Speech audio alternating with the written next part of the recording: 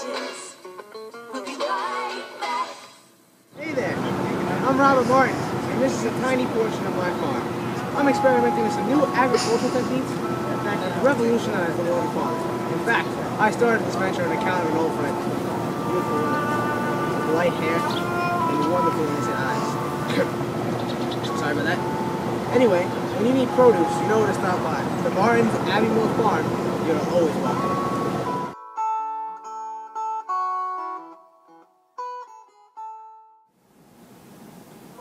Oh, hello there. As you may know, I run Highbury Girls Boarding School.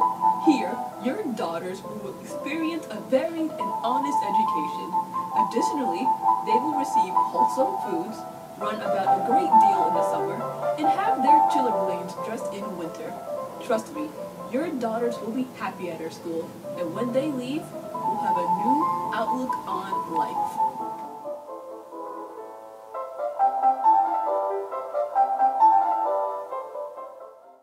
Isn't it, Mother? Don't you think it's a handsome letter, Mother? Oh, Mother, it's time to talk about what we do. Mother! Mother! Oh yes, dear, a handsome letter indeed. Well written, handsome indeed. My mother is a bit deaf. She's talking about the letter from Mr. Frank Churchill. Let me read it to you. It is truly worth listening to.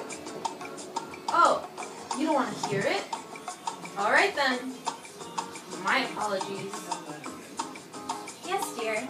Such an excellent sort of apology that letter is, but he can't help not being able to come, I'm sure. Mother, we are not talking about that. Well then, we are here to talk with you.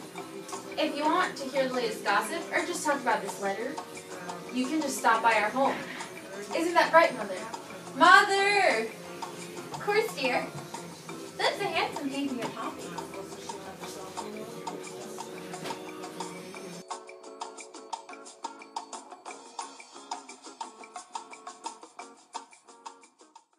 And now for our feature presentation.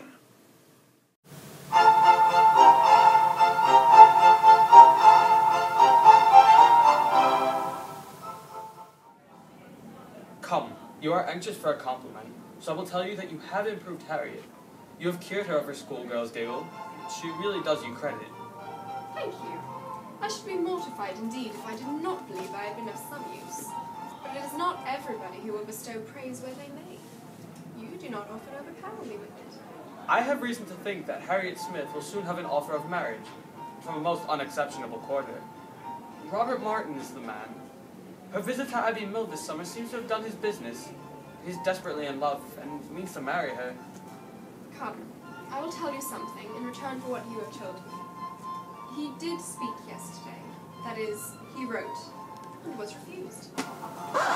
This was obliged to be repeated before it could be believed, and Mr. Knightley actually looked red. Then she is a greater simpleton than I have ever believed her. I hope you are mistaken. I saw her answer. Nothing could be clearer. You saw her answer. You wrote her answer too. Emma, this is your doing. You persuaded her to refuse him. I cannot admit him to be Harriet's equal, and I'm rather surprised indeed that he should have ventured to address her. Not Harriet's equal.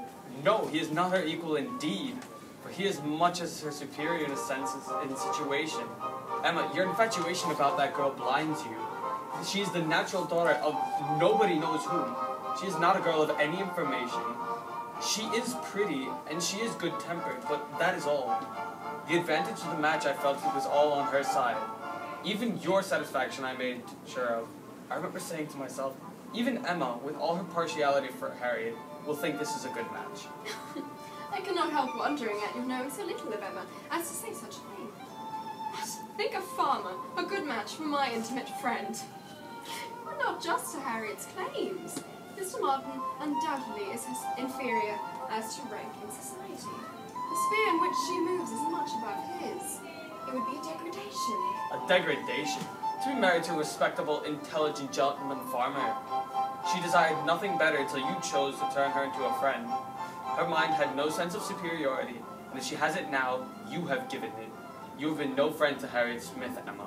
It was most convenient to Emma not to make a direct reply to this assertion. She chose rather to take up her subject again. Well, were you yourself ever to marry? She is the very woman for you. And is she at 17 just entering into life, just beginning to be known, to be wondered at, because she does not accept the first offer that she receives? No. Pray let her have her time to look out. Oh, you will puff her up with such ideas of her own beauty, and of what she has to claim too, that in a little while nobody within her reach will be good enough for her. Vanity working on a weak head produces every sort of mischief. Let her marry Robert Martin, and she is safe, respectable, and happy forever. But if you encourage her to expect to marry greatly, she may be a parlor boarder at Miss Goddard's school for all the rest of her life. Or at least till she grows desperate and is glad to catch the old writing master's son.